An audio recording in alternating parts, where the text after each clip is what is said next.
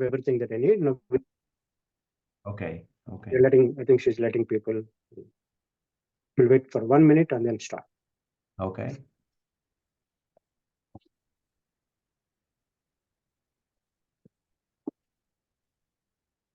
All right. Very good morning to one and all. Good day, wherever you are. So today we have Professor Marc Compere. He's an associate professor of mechanical engineering at Embry-Riddle Aeronautical University in Daytona Beach, Florida. Um, his background is in physical system modeling, nonlinear dynamics, multi-vehicle scenarios, instrumentation, and sustainability. The way I knew Marc through his MOVE simulation tool. MOVE stands for multi-vehicle mission.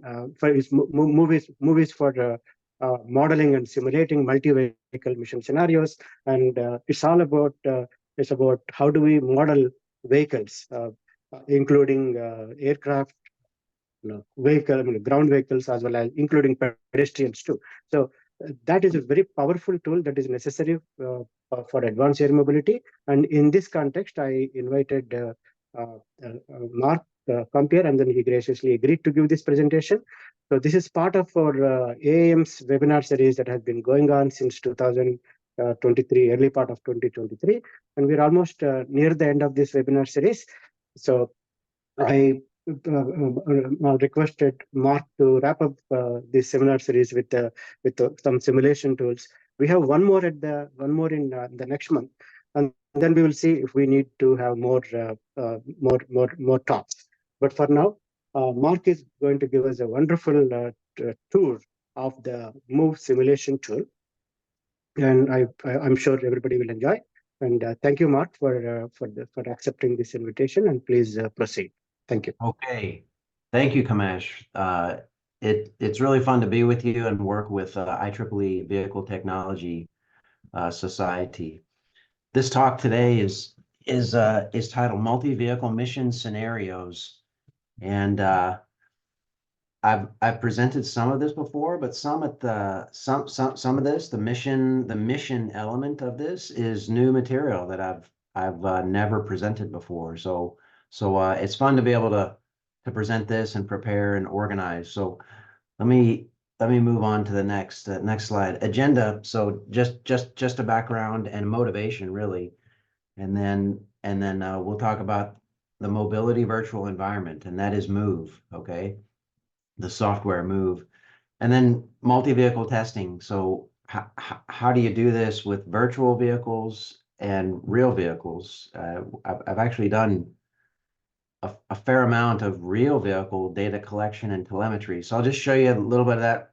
But today we're talking about simulation. So and then we'll go over the MOVE architecture, high-level diagram, a behavior scheduler, vehicle-to-vehicle model, and then the mission sequencer. And that's something that I've never presented before. So we'll go through a mission rehearsal example and then discuss it at the end. And then I'll show you some example where the code is.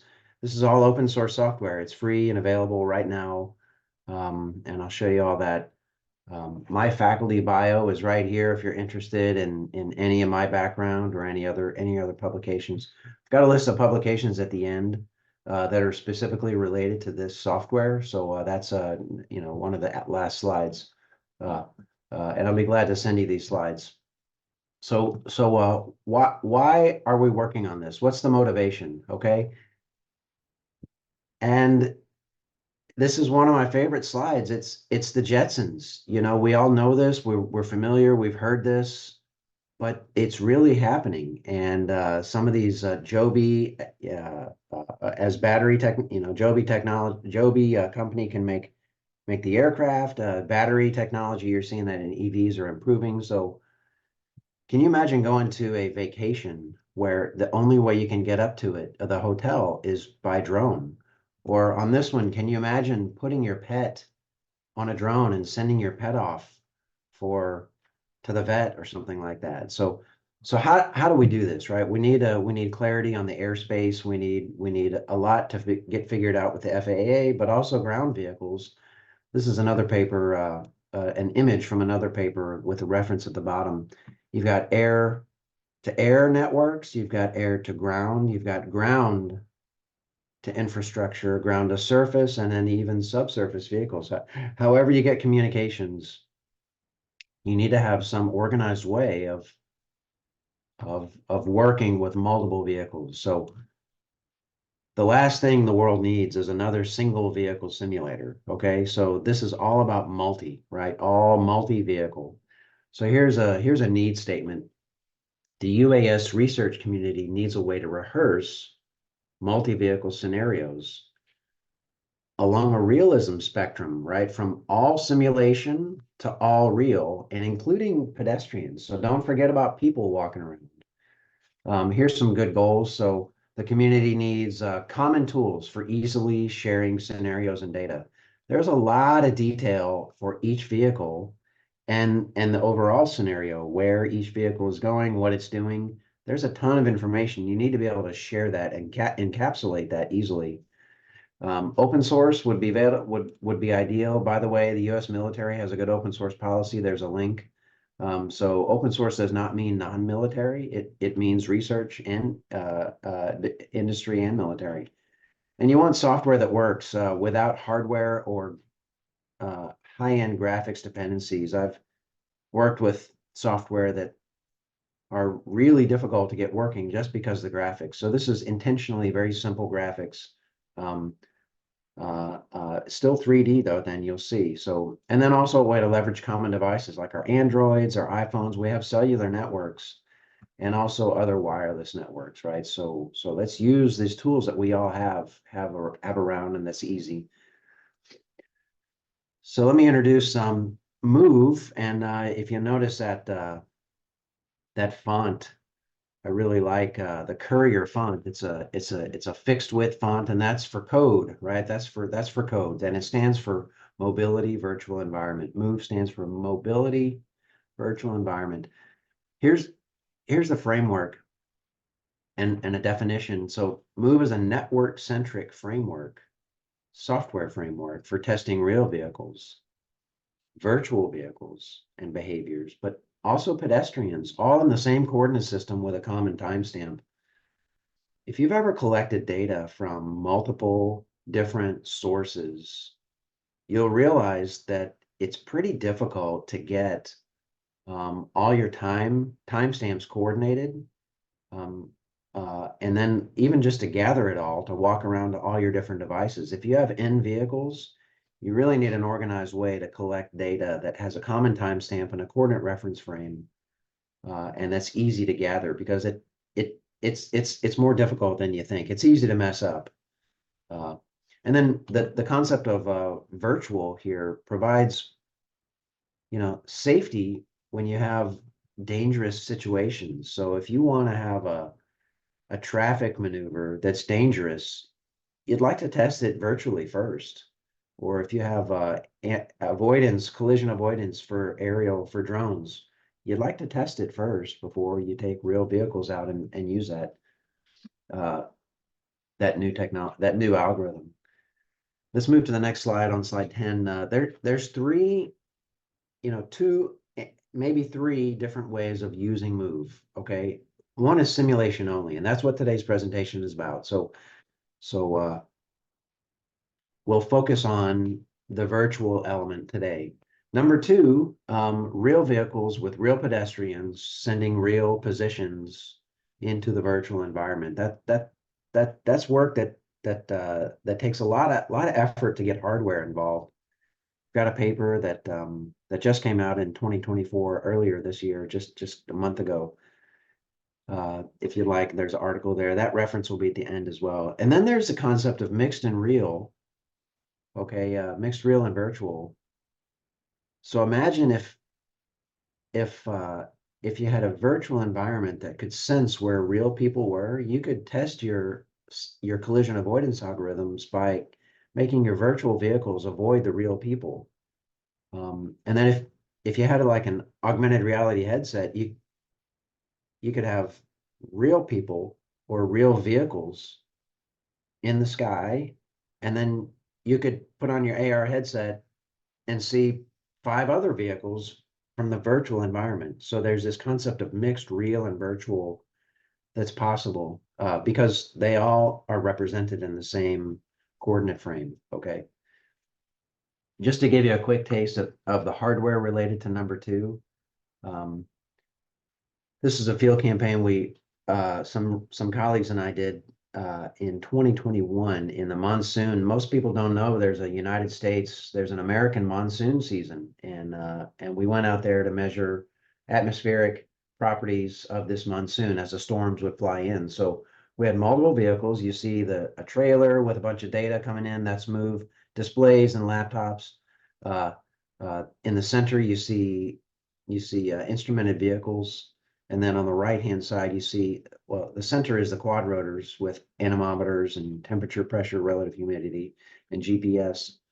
That's what the stalks are. And then on the right hand, you see a fixed wing. It's a VTOL, but it's a fixed wing with an anemometer. So we're measuring atmospheric properties, collecting data, and sending that telemetry while they're flying to MOVE map, looking where they all are.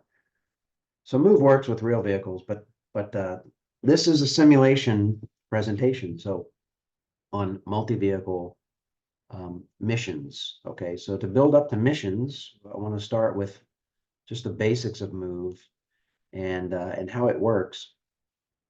So let's start with number one. All details are captured in a config file. When you press the go button, or at least the start button, MOVE is generalized to have n vehicles. So if you want n to be 3 or 30, you just type that in a config file, and you just change a number to how many vehicles you want to simulate. When you launch the simulation, there are n vehicle processes, each of which represents a single vehicle process with I don't know, maybe 8 to 12 threads doing various things. One of the primary things each vehicle will do is communicate with what's called MOVE core. So MOVE core is the aggregating process that will both issue commands to each vehicle and then also listen to the location and status updates, health updates of each vehicle. So MOVE core, the job of MOVE core is to gather state, the capital S state.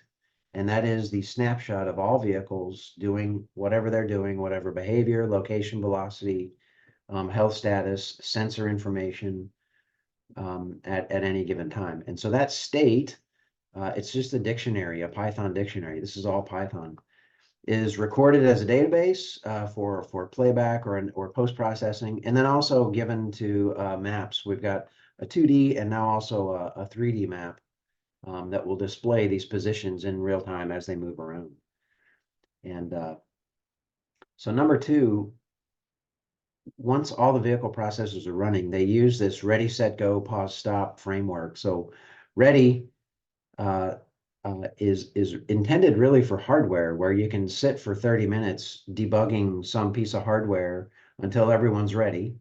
And then when you're ready to begin your experiment, either in software or with real hardware, you say set, and set in simulation means everyone go to your initial conditions. And then go means begin the numerical integration process. Pause and stop are the end, pausing and the end of numerical integration, and they end all the vehicle processes. So then number four, I already mentioned that core is recording, and that's how you get all vehicles in a common reference frame with a common timestamp, is through this core log, because the core is recording all vehicles. Now let's march through a sequence of complexity focused on one single vehicle. Okay, so one single vehicle. And the goal here is to end up talking about missions and how do you get multi-vehicle missions. So the vehicle models are pretty simple. They're kinematic vehicle models. There's no F equals ma. They're ordinary differential equations, but their velocity is specified. So the goal here is less focused on physical realism as it is on how to maneuver, where to go, and what to do. So there's a ground vehicle shown on the left, and that's similar to, it's not exactly, but it's similar to a Dubin's car from a robotic standpoint. That's a common reference. And then Dubin's airplane as well. The airplane is 3D. It can go up and down. It's not shown in the equations, but there's an elevation. And this kinematic equations of motion is pretty standard stuff. Is pretty basic. You have a simple vehicle that can zoom around and turn and steer and go up and down in altitude if it's an aircraft. Okay. So now your next question is where and how do you tell it to move? Okay, and that's where slide number 15. In the late 1980s, in I think it was 89, 87, and 89, Rodney Brooks from MIT introduced the concept of fast reactive behaviors. And there you go. So the reference at the bottom, if you've ever heard of his paper, it's called Elephants Don't Play Chess. Okay, so this is the concept of quick sensing and then quick behaviors that are simple and built from smaller primitives. Okay, so that's what this behavior table is built around. It's the reactive behaviors based on Rodney Brooks. So there's different behaviors, and this is where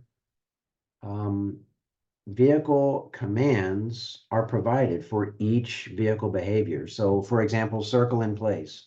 Okay, that's a thread that's running inside one of the vehicle models, and the circle in place is generating outputs in order to achieve that behavior. But the behavior commands that get sent to the vehicle model is the one with the highest priority. So if go to point is the higher priority than compared to circle in place, then go to point is what the vehicle does. Okay, so now if avoid by steer or stay in bounds is a higher priority, but those are only triggered if by other circumstances, right? If the need to avoid or the need to stay in bounds. So this is an organized way of allowing the vehicle to do different things based on different conditions. Okay. So let's just move to the next framework. And I'm gonna, so this table, keep this table in mind. That table is sitting right in the center of where normally a controller is in a standard control system diagram. So this is a standard feedback control diagram with some inputs and some outputs. This is a control theoretic framework where you've got differential equations that I already showed you a second ago, numerical integration and soft real time.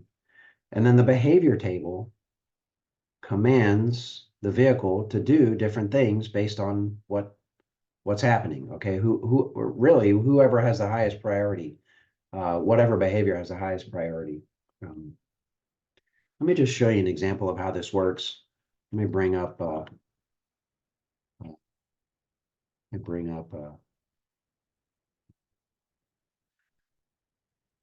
this is an example.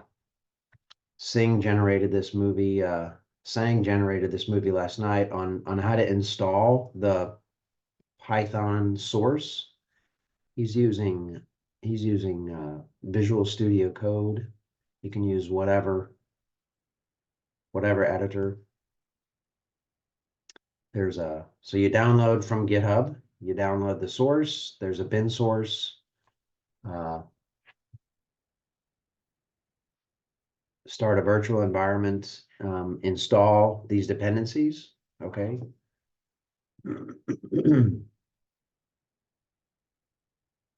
Let's see. And then it needs SSH, so you're logging in to localhost with SSH, and you need to check that thing is set up, that SSH is set up, and then also screen is set up. When it's working, then you just say run move dashboard, and that will bring up a browser that's got all the buttons. Then you need to select your config file. There's a number of configs. Let's go with default, and then you lock in a scenario, okay? And then there's these buttons, so you're launching the vehicle processes and screens in the background on your computer. Then you start core and you start the map, and then Seng's got a 3D map as well that uses. So this is a 2D map, and he's getting these set up. When you turn core on, you can see all vehicles reporting their information in a table. So you can see the location, the status, the heading angle, the velocity, the name. There's the ready, set, go, pause, stop buttons. And if you see there's tooltips, you can hover over and see what each vehicle is, which one is named.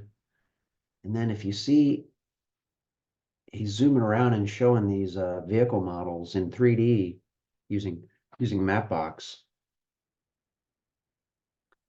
So there's the 2D and the 3D and then the table. So ready, set, go. And they all start moving around, performing their behaviors. You see a velocity vector. You see different icons. 3 of them are fixed wing aircraft and the other 2 are quad rotors. You can zoom in on either map. Of course, the 3D map you can rotate. It's really cool, gives you good perspective. That yellow box is 250 meters plus minus X plus minus Y from the center. So it's a half a kilometer. It's just for reference. It is the boundary that triggers the vehicle. If you notice, stay in bounds, right? So that behavior just got triggered, stay in bounds. And then it'll go back to periodic turn. So this is the basic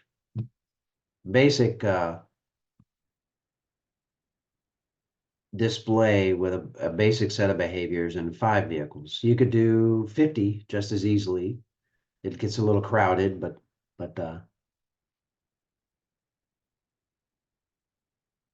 and pause, stop. There we go. That's perfect. Okay, that's perfect.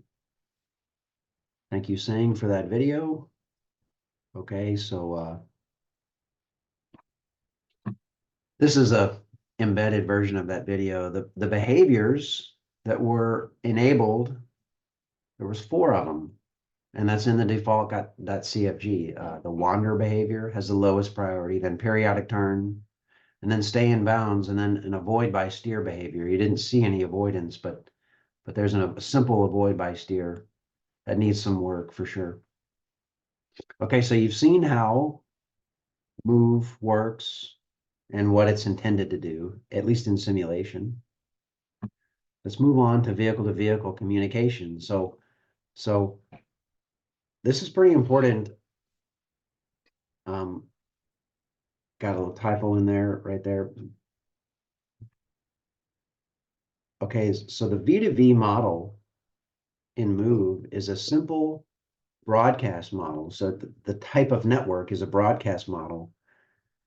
As a separate issue, there's something called UDP IP multicast, and that is a wired networking technique that is a simple way to model a wireless broadcast network among simulated vehicles. Okay, if you're doing real vehicles, you've got to really make that happen in the real world, and we've done that. There's a number of ways, but so UDP IP multicast is a good way to implement 2 new threads. One is a V2V update to network. So every vehicle would update its position and its mission state and its health status to the network. And there's a radius, like a radio range, that everyone in radio range will pick up this update. And also you can V2V update from the network. Okay, so each vehicle maintains and builds its own V2V table based on what other vehicles are reporting. Okay, so each vehicle has its own awareness of what everyone else is doing and where they are, including pedestrians, if you have a pedestrian model. and as well as stale packages. So if a vehicle stops running or stops reporting, it can detect that a vehicle's information is stale. So anything after 3 seconds and it's stale. Okay. Okay, so keeping this in mind, just move on. So that's implemented. A mission sequencer, okay, what is a mission sequencer? So here's a definition, and this is sort of the new material. Multi-vehicle missions are more than just behaviors and communications, okay? So a mission, a mission has a sequence of steps, okay, that have time and spatially dependent conditions across multiple vehicles. Okay, so each vehicle has a goal, has a set of mission commands or mission actions. And here's an example in the cartoon. It says, wait here 2 minutes, then go to the corner. When I arrive at the corner, we'll both drive back to base. Okay, so that's a mission for 2 individuals. One waits and then goes to the corner. The other one will go to the corner at some point, and then they both proceed together, right, back to the base. So that's a sequence of missions of individual steps. Each of those steps can be accomplished by a behavior, but you need something to march through and get that behavior, the correct behavior to work to achieve the overall mission, okay? So next slide, introduce the multi-vehicle mission language, okay? There's a language of multi-vehicle missions, and you see just an example here. On the left is a mission sequence for vehicle 1, and then on the right is a mission sequence for vehicle 2. So vehicle 1, the first thing to do is take off and go to elevation H1, and then move to location A1. So over here you see a little hand drawn. So take off and go to A1. And A1 is quote unquote at vehicle 1 is at A1 when the distance is less than some radius. Okay, so there's a trigger. Vehicle 2, the first mission command is wait on vehicle 1 to arrive at A1. So it's just waiting. Okay, and when that condition is true, it will take off and then move to A2. And when it arrives at A2, vehicle 1 is waiting for V2 to arrive at A2. So when they both get there, they both will proceed to the next mission command, which is to land at their 2 respective positions, and then mission is over. Okay, so this is an example of how a language can describe what vehicles should do, even though they're interdependent on the other. Okay, let me just show you how this works. There's a default. I've got a mission default configuration, and I think you'll like this. They're zooming around bases. Okay, so I found the Embry-Riddle baseball field is a good place to show simulated multi-vehicle missions. Let me just show you. I know this is real small text here. We won't study the whole thing, but just look at the top one. There's a vehicle called Newton. Okay, Newton and Marie Curie are gonna engage in a mission. Okay, the first one for Newton is just to wait 4 seconds. When you hit the go button, wait 4 seconds. Okay, Marie Curie, the first mission command is to wait on vehicle progress 100 to reach a progress threshold of 11. Okay, Newton will not reach a progress threshold of 11 until it gets onto the second line, and then 10 will slowly become 11 as it goes to first base. Okay, this is the base mission state, and as the progress advances to complete this mission, the mission state moves from 10 to 10 plus 1. Okay, based on percentage. If it's 50% done on mission state 10, it will be 10.5, okay? 10.6, 10.7, 10.8, 10.9, up to 11. And that will be the end of mission state 10. And at that point, it will trigger Marie Curie to go to third base, okay? So let's open, and you'll see the active behaviors in this scenario are multi-rotor hover, go to point, stay in bounds, and avoid by steer. Go to point is a behavior that the mission scheduler will prioritize, okay? So let's open this up, Control C. Go to second tab. Okay, so ready, set, go. And you see Newton is down here, and his mission progress is 10.1, 10.3, as he's going to first base.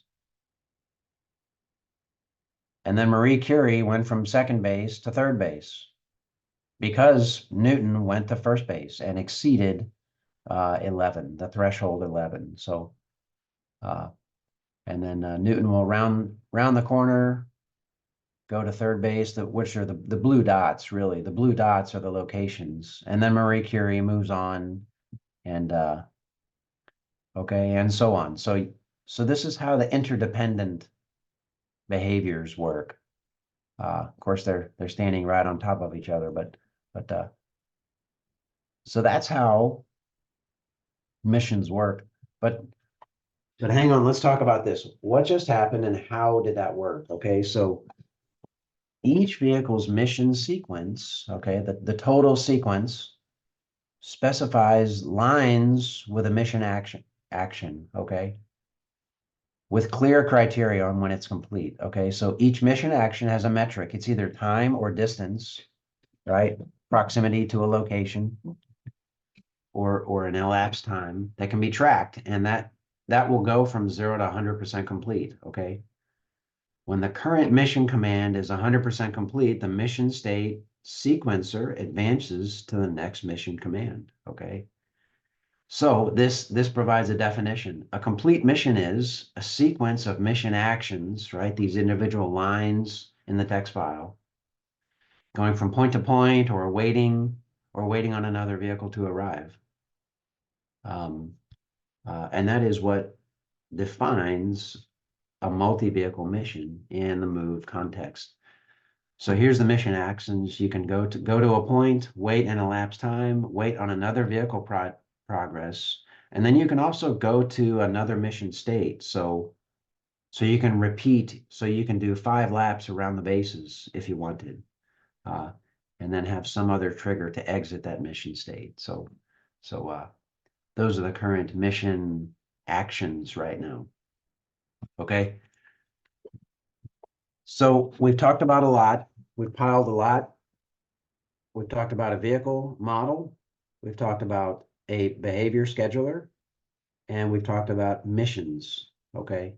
So let's put and V2V communication. So this is the architecture for multi-vehicle missions that I am proposing.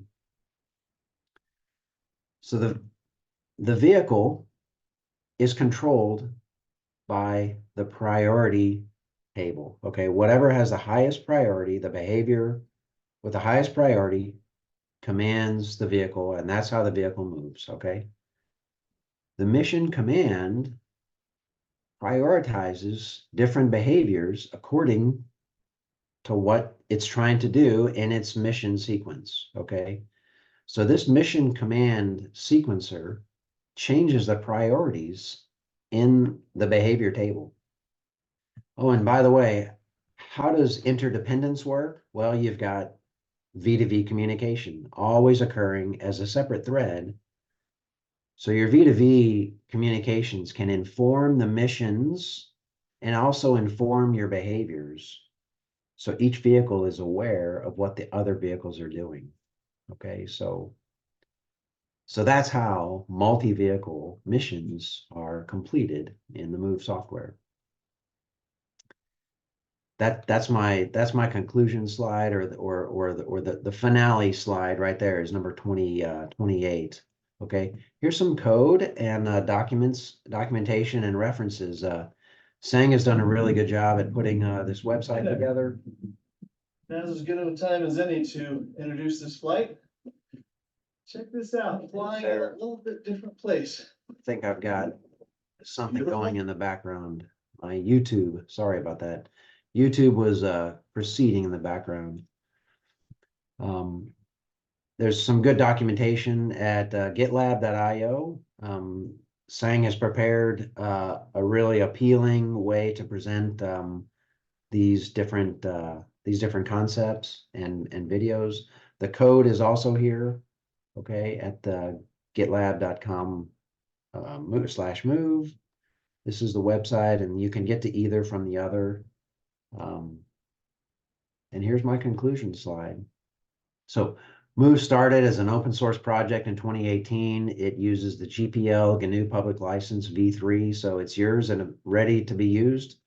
If you want to contribute to it, that would be a great addition. The GPL license specifies how to do that, and you can ask me about that. Move provides multi-vehicle, multi-domain simulation with a V2V model, behavior models, and also a multi-vehicle mission sequencer, okay? But Move also, that's in simulation. Move also accepts ADS-B, Wi-Fi, XB, and other networks for collecting live telemetry from multiple real vehicles in field tests. And then if you have questions, just send me a note. Just send me a note.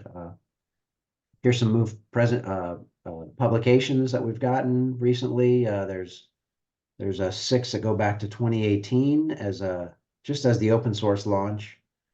There's a IMECE, there's a military application, weather, okay, and we've been studying how to measure wind using drones with Move, and then number 1 is the most recent one is from that Arizona testing, and I want to make sure I thank the IEEE Vehicle Technology Society.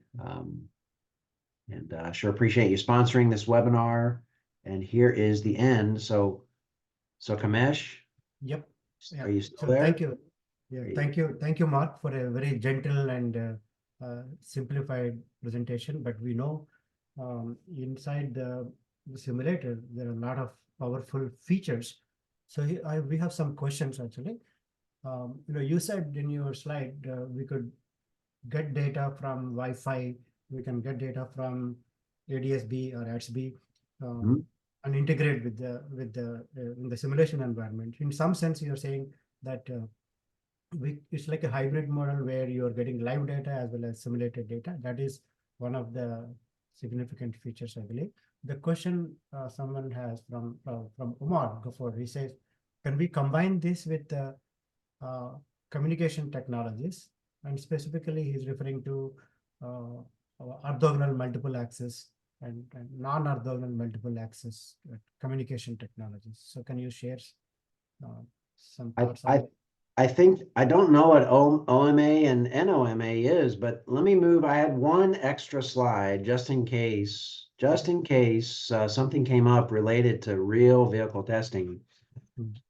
So if simulation is this presentation is about simulation, but the real vehicle testing can absolutely be accommodated. So the answer is yes to OMA and NOMA, I believe, if that's a communication technology. The way telemetry comes in from real vehicles is with these right here, telemetry 1. So each vehicle process that gets launched, instead of having a vehicle model zooming around, it would listen for GPS coordinates from a real vehicle. So if a real vehicle moves around with latitude and longitude and elevation, that gets translated into this vehicle process as that vehicle's location. So vehicle motion in the virtual environment is reflected because of vehicle motion in the real environment.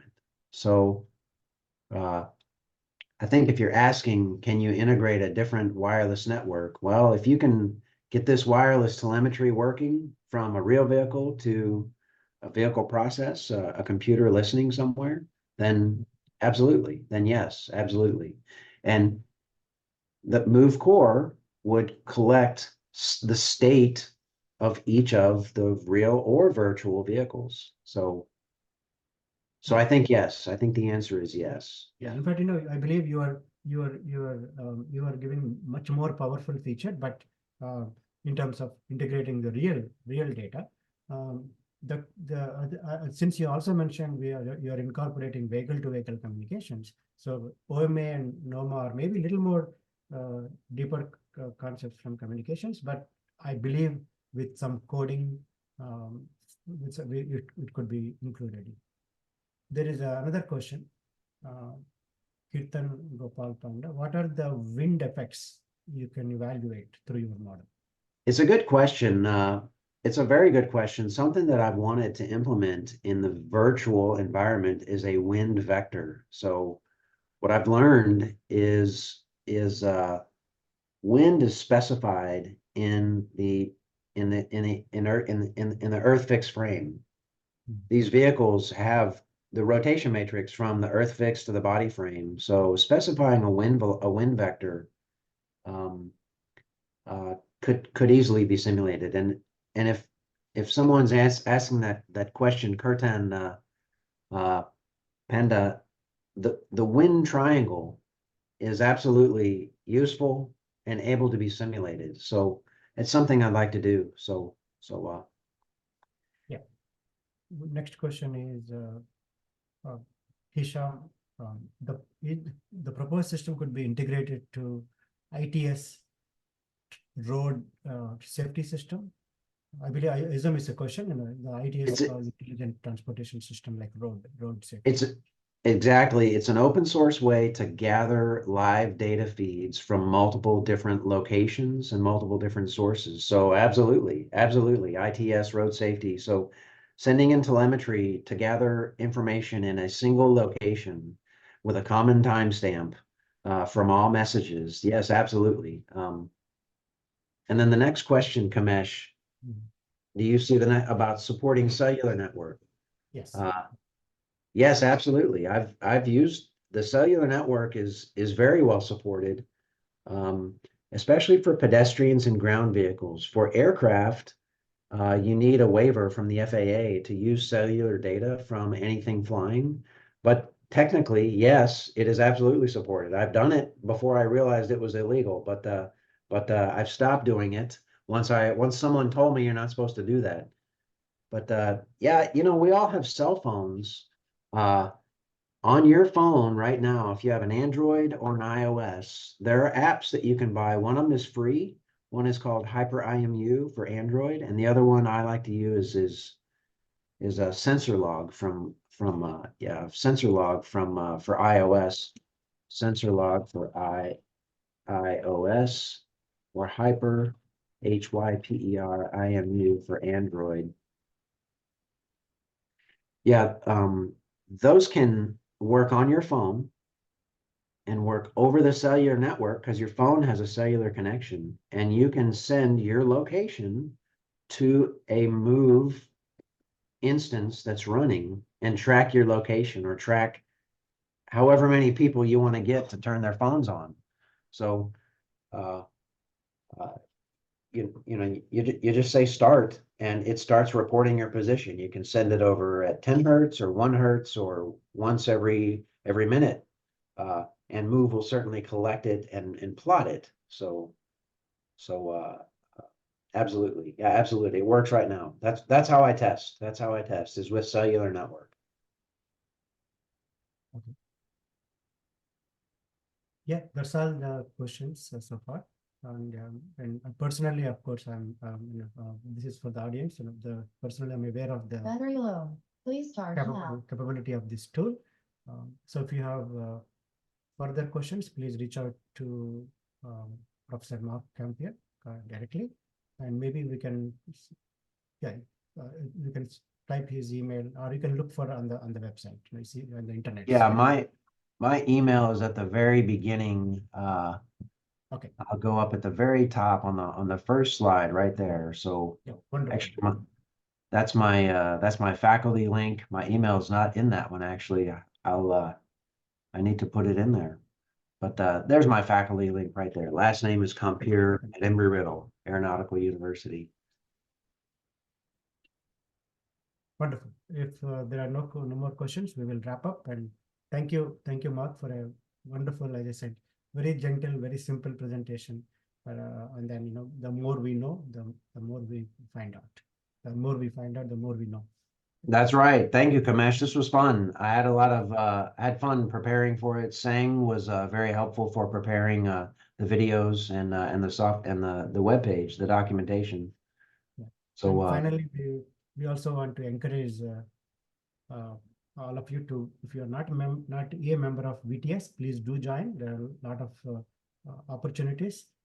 You can serve as a volunteer in several activities. And if you are a student member, it's especially very useful to you. And there is this magazine called IEEE Vehicular Technology Magazine.